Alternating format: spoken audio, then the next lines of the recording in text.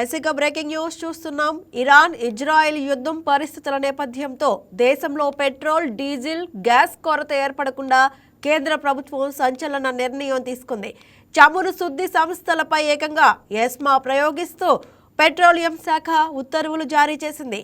Company petrol, diesel, గ్యాస్కు కృత్రిమ కొరత సృష్టించకుండా చర్యలు తీసుకుంది. గ్యాస్ ఉత్పత్తి పెంచాలని ఆదేశాలు జారీ చేసింది. డొమెస్టిక్ గ్యాస్, ఎరువుల ప్లాంట్లు, పవర్ ప్లాంట్లకే తొలి ప్రాధాన్యం ఇవ్వాలని ఆదేశించింది. ఇదే అంశానికి సంబంధించి మరింత సమాచారం మా ఏపీ బ్యూరో చీఫ్ సలాం అందిస్తారు. సలాం, చెప్పండి, అసలు ఎస్మా ప్రయోగం అంటే ఏంటి? కేంద్ర ప్రభుత్వం ఏకంగా ఎస్మా ప్రయోగం లాంటి కఠిన నిర్ణయం తీసుకోవడానికి కారణాలు ఏంటి? ఇప్పటికి మనము ఇరాన్, ఇజ్రాయెల్ రెండు దేశాల మధ్య యుద్ధ వాతావరణం నెలకొన్న సమయం నుండి వైకేటీవీ ప్రతి క్షణం అప్డేట్ ఇస్తూ వచ్చింది. అయితే ఈ తరుణంలోనే ఈ యొక్క పెట్రోల్, డీజిల్ ధరలపై సైతము ప్రతి క్షణం మనం అప్డేట్ ఇస్తూ వచ్చాము. అయితే తాజాగా కేంద్ర ప్రభుత్వం తీసుకున్నటువంటి నిర్ణయం అంటే ఇది ఒక సంచలన నిర్ణయం అనే చెప్పవచ్చు. అంటే ఇరాన్, ఇజ్రాయెల్ రెండు దేశాల మధ్య యుద్ధ వాతావరణం నెలకొన్న వెంటనే మొదటగా మనకు వచ్చేటటువంటి ప్రధానమైనటువంటి సమస్య ముడి చమురు సమస్య. అంటే ఏదైతే క్రూడ్ ఆయిల్ ఉందో, ఏదైతే పెట్రోల్, డీజిల్ తయారీకి ఉపయోగించేటటువంటి క్రూడ్ ఆయిల్ యొక్క కొరత అనేది ఎక్కువగా వస్తుందని మనం ముందే చెప్పడం కూడా జరిగింది. అయితే ఈ నేపథ్యంలోనే గత 2 రోజుల పాటు యుద్ధ వాతావరణం, ఉద్రిక్తత వాతావరణం ఉంది. తర్వాత వాతావరణం పూర్తి స్థాయిలో యుద్ధ వాతావరణం శాంతింపబడింటే ఈ సమస్య వచ్చేది కాదు. ప్రస్తుతం ఇప్పటికి నేటికి కరెక్ట్ గా మనకు 11 రోజులు ఇరాన్, ఇజ్రాయెల్ మధ్య యుద్ధ వాతావరణం నెలకొన్నటువంటి పరిస్థితి. దీంతో ఇరాన్ సైతము ప్రధానంగా హార్మోజ్ జలసంధిని, అంటే దాని యొక్క హార్మోజ్ సముద్ర మార్గాన్ని సైతం మూసివేయడం, అదేవిధంగా ఆ దారిన వచ్చేటటువంటి క్రూడ్ ఆయిల్ సరఫరాను సైతం పూర్తి స్థాయిలో నిషేధించడంతో ఈ యొక్క సమస్య ఏర్పడింది. అయితే ఈ నేపథ్యంలోనే ప్రధానంగా భారత్ కూడా ఇరాన్ నుంచే ఎక్కువగా మనకు క్రూడ్ ఆయిల్ చేరేటటువంటి పరిస్థితి. అయితే ఈ నేపథ్యంలోనే ఇక్కడ భారతదేశంలో కేంద్రం ఇప్పటికే పలు పర్యాయాలు ప్రకటించడం జరిగింది. ఇక్కడ భారత్ లో ముడి చమురుకు సంబంధించి అంటే పెట్రోల్, డీజిల్ కు సంబంధించి నిల్వలు ఉన్నాయి, ఎలాంటి ఇబ్బంది లేదని చెప్పేసి ఇప్పటికీ కేంద్రం సైతం ప్రకటించడం జరిగింది. అదేవిధంగా దాదాపు 25 రోజుల పాటుకు సరిపడా నిల్వలు ఉన్నాయని చెప్పేసి ఇప్పటికీ కేంద్రం ప్రకటించింది. అయితే ఈ నేపథ్యంలో ప్రస్తుతము ప్రతి చోట అంటే ఈ యొక్క ఇరాన్, ఇజ్రాయెల్ మధ్య ఏర్పడినటువంటి యుద్ధ వాతావరణం నేపథ్యంలో పెట్రోల్, డీజిల్ ధరలు పెరిగేటటువంటి అవకాశం ఇప్పటికీ ఇతర దేశాల్లో కూడా మనకు కనిపిస్తున్నటువంటి పరిస్థితి. ఈ నేపథ్యంలో భారత్ లో సైతం పెట్రోల్, డీజిల్ ధరలు విపరీతమవుతాయి, పెట్రోల్ ధరలు పెరిగేటటువంటి అవకాశం ఉంది అని చెప్పేసి ఇప్పటికే పలు వార్తలు సైతము వ్యాపించినటువంటి పరిస్థితి. సోషల్ మీడియాలో సైతం ఇదే టాక్ ఆఫ్ ది టాపిక్ గా మనం చెప్పుకోవచ్చు. అంటే పెట్రోల్, డీజిల్ ధరలు త్వరలో పెరగనున్నాయి, వాహనదారులు తస్మాత్ జాగ్రత్త అంటూ సోషల్ మీడియాలో సైతం ప్రచారం సాగింది. అయితే ఇలాంటి ప్రచారానికి చెక్ పెడుతూ కేంద్రం తాజాగా ఒక నిర్ణయాన్ని తీసుకుంది. ఎక్కడ కానీ ఇక్కడ మన భారతదేశం అంటే మన దేశంలో ఎక్కడ కానీ పెట్రోల్, డీజిల్ ధరలు పెంచేటటువంటి అవకాశం లేదని కేంద్రం నిన్ననే తేల్చి చెప్పినటువంటి పరిస్థితి. ఈ నేపథ్యంలో అయితే ఏదైతే ప్రస్తుతము ఈ గ్యాస్ అదేవిధంగా ఈ పెట్రోల్, డీజిల్ ధరలతో పాటు ఈ గ్యాస్ అంటే ఇటీవల గ్యాస్ ధరల పెంపు సైతం ప్రస్తుతం తెర మీదకి వచ్చింది. అంటే ఎలా అంటే గ్యాస్ నిల్వలు పక్కదారి పట్టకుండా ఉండేందుకు ఇప్పటికే కేంద్రం చర్యలు సైతం పాటించింది. అయితే మరోవైపు పెట్రోల్, డీజిల్ ధరలు పెరగకుండా నిర్ణయం తీసుకున్నటువంటి కేంద్రము తాజాగా గ్యాస్ నిల్వలపై సైతము ఈ యొక్క ప్రత్యేక దృష్టి సారించింది. ఇప్పటికే గ్యాస్ ధరలను సైతం కాస్త స్వల్పంగా పెంచుతూ సైతం మరో నిర్ణయం తీసుకున్నటువంటి పరిస్థితి. ఈ నేపథ్యంలో ఎక్కడైనా సరే ఎల్పీజీ వినియోగదారుల్లో ఉన్నటువంటి ఆందోళనలను పోగొట్టేందుకు కేంద్రము తాజాగా చమురు శుద్ధి సంస్థలపై ఎస్మా ప్రయోగించింది. అంటే ఈ ఎస్మా యొక్క ప్రధాన ఉద్దేశం ఏంటంటే ఇష్టారీతిన ధరలను పెంచడం కానివ్వండి, అదేవిధంగా ఇష్టారీతిన ఎక్కడైనా సరే అంటే కృత్రిమంగా కొరతను సృష్టించడం కానీ ఇటువంటి చర్యలకు పాల్పడితే ఆ ఆయిల్ రిఫైనరీలపై చర్యలు తీసుకునేందుకు కేంద్రం ఈ ఎస్మా చట్టాన్ని ప్రయోగించబోతోంది. అయితే ఎట్లయినా సరే గ్యాస్ సరఫరా వ్యవస్థను పూర్తి స్థాయిలో గాడి పెట్టేందుకు ఈ యొక్క కేంద్రం ఈ నిర్ణయం తీసుకుందని చెప్పవచ్చు. అంటే ఎక్కువగా కృత్రిమ కొరత సృష్టించి వినియోగదారులకు ఇబ్బందులు కలిగించేటటువంటి అవకాశం ఉంటుందని కేంద్రం ఈ యొక్క అంశంపై దృష్టి సారించింది. ఇప్పటికే పెట్రోల్, డీజిల్ ధరలపై కేంద్రం తాజాగా క్లారిటీ ఇచ్చిన నేపథ్యంలో గ్యాస్ నిల్వలపై అంటే ఎక్కడైనా సరే గ్యాస్ నిల్వలు అదేవిధంగా అనవసరంగా అంటే అక్రమంగా గ్యాస్ నిల్వలు ఉంచి వినియోగదారులకు ఇబ్బంది కలిగించేటటువంటి అవకాశం ఉంటుందనేటటువంటి ఉద్దేశంతో కేంద్రం ఎస్మా ప్రయోగించిందని చెప్పవచ్చు.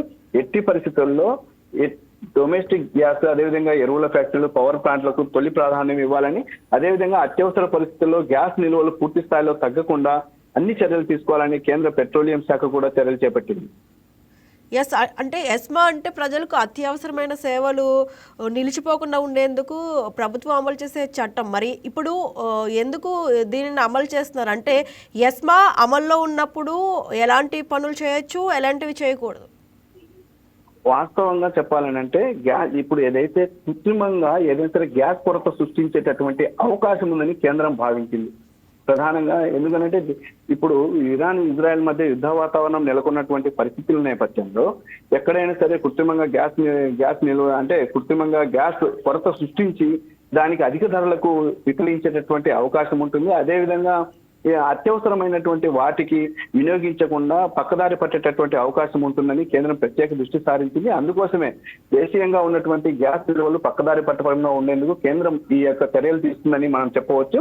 అయితే ప్రధానంగా ఎస్మా చట్టాన్ని ఉపయోగించడంతో ఎల్పిజి వినియోగదారులకు కాస్త ఈ యొక్క గ్యాస్ కొరత లేకుండా చేసేందుకే కేంద్రం ఈ చర్యలు తీసుకుందని మనం చెప్పవచ్చు. అంటే గ్యాస్ సరఫరా వ్యవస్థను పూర్తి స్థాయిలో గాడి పెట్టేందుకు మాత్రమే కేంద్రం ఈ నిర్ణయం తీసుకుంది.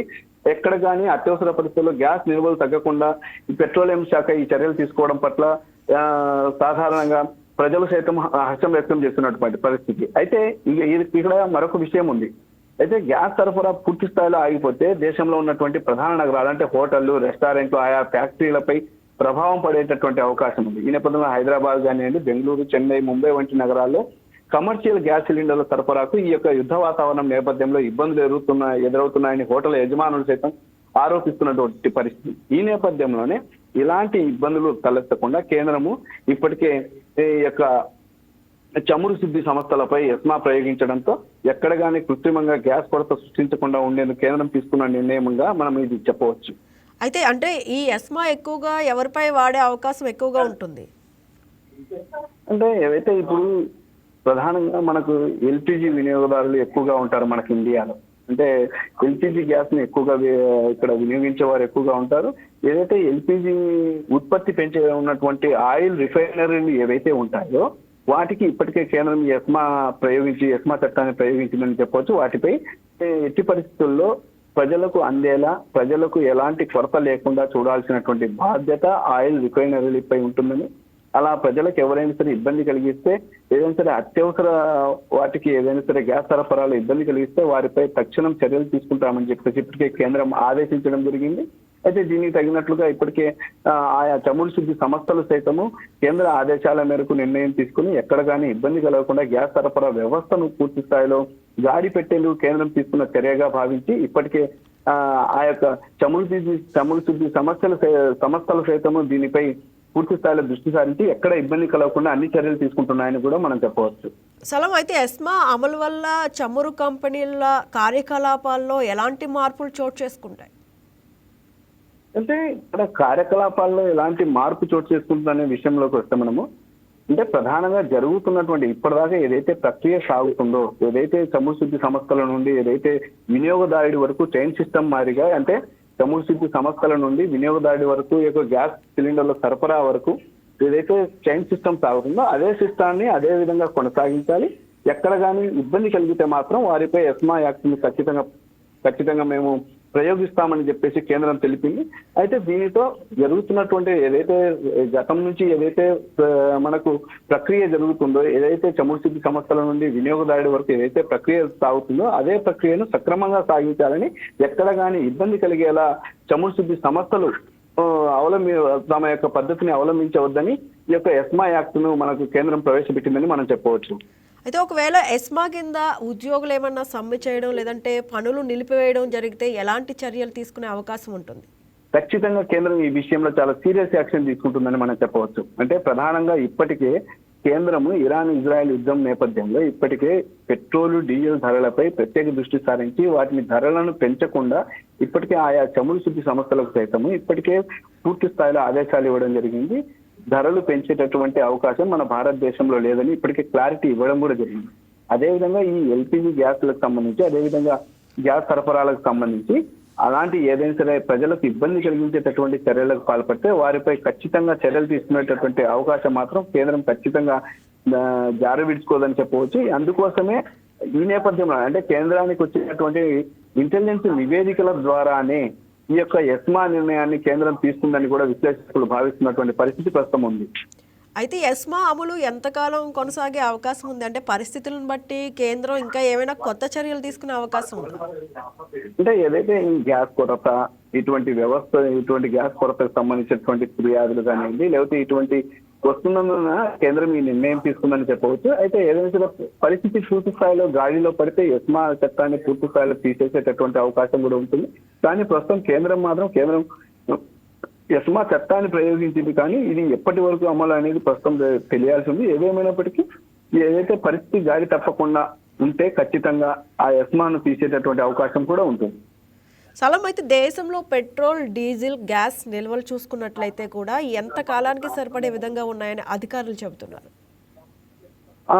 ఈ విషయంపై ప్రస్తుతం మనం చెప్పాలని అనుకుంటే ఇప్పటి వరకు మన భారతదేశానికి ఎలాంటి ఇబ్బంది లేదని మనం చెప్పవచ్చు. కేంద్రము యుద్ధ అంటే మొదటి నుండి యుద్ధం మొదలైన సమయం నుండి, ఏదైతే ఇరాన్ ఇజ్రాయెల్ మధ్య యుద్ధ వాతావరణం ఉద్రిక్తంగా మారిన సమయం నుండి మన కేంద్రం అప్రమత్తమైందని చెప్పవచ్చు. అంటే అప్పట్లో యుద్ధం మొదలైన సమయంలో ప్రధానమంత్రి నరేంద్ర మోడీ రాష్ట్రాల పర్యటన ముగించుకుని ఢిల్లీకి రాగానే మనకు కేంద్ర మంత్రులతో సమావేశాన్ని, అప్పటికప్పుడు అత్యవసర సమీక్ష సమావేశాన్ని నిర్వహించారు. ఎక్కడ కానీ భారతీయుల పరంగా కానీ, రక్షణ పరంగా కానీ, అదేవిధంగా పెట్రోల్, డీజిల్, ఇదేవిధంగా గ్యాస్ వీటి యొక్క నిల్వలపై పూర్తి స్థాయిలో సమీక్షించి కేంద్ర పెట్రోలియం శాఖ సైతము సంబంధించినటువంటి అధికారులకు తాజా ఆదేశాలు సైతం జారీ చేయడం జరిగింది. ఏదైనా సరే ఎక్కడ కానీ ఈ యొక్క నిల్వలు ఎంత మేరకు ఉన్నాయి పూర్తి నివేదికలు తీసుకొని కేంద్రం కూడా ప్రకటించడం జరిగింది. ఎక్కడ కానీ మనకు కేంద్రం చెప్పినటువంటి ఒకే ఒక మాట, పెట్రోల్, డీజిల్ ధరలు పెంచేటటువంటి అవకాశం లేదు. కానీ మనకు ఏదైతే యుద్ధం కొనసాగుతున్న నేపథ్యంలో మనకు ఎలాంటి దేశ ప్రజలకు ఎలాంటి ఇబ్బందులు కలగకుండా పెట్రోల్, డీజిల్, అదేవిధంగా గ్యాస్ ఈ యొక్క వీటి సరఫరాకు సంబంధించి ఎలాంటి ఇబ్బంది కలగకుండా ప్రత్యామ్నాయ మార్గాలను చూస్తున్నామని కేంద్రం తెలపడం జరిగింది. ఇప్పటికే రష్యా నుండి సైతం ఈ యొక్క పెట్రోల్, డీజిల్ ను సరఫరా చేసేందుకు కేంద్రం అన్ని చర్యలు తీసుకుంటుందని చెప్పవచ్చు. ఏదేమైనప్పటికీ ఈ యొక్క ఇరాన్ ఇజ్రాయెల్ యుద్ధ వాతావరణం నేపథ్యంలో ఇక్కడ దేశంలో ఉన్నటువంటి ప్రజలకు ఎలాంటి ఇబ్బంది కలగకుండా కేంద్రం తీసుకున్నటువంటి చర్యలు సైతము మంచి ఫలితాలను అందిస్తున్నాయని చెప్పవచ్చు. థ్యాంక్ యూ సలాం. Thank you.